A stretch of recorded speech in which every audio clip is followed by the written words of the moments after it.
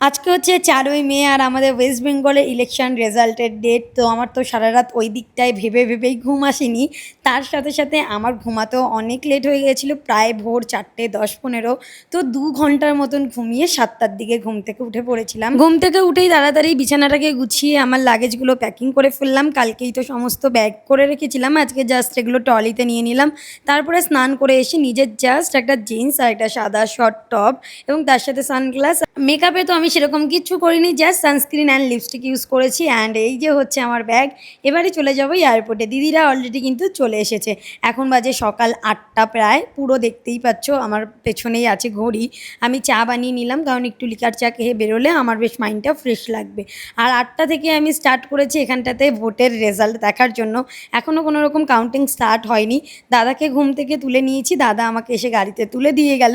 আর এই যে হচ্ছে আমার স্পেশাল মানুষ, যার জন্মদিন সেলিব্রেট করতেই আমি যাচ্ছি গোয়াতে। সময় বাজে পুরোপুরি 10টা, আর 10টা 55-তে ফ্লাইট, তাই জন্য একটু কফি নিয়ে বসে পড়লাম রেজাল্ট দেখার।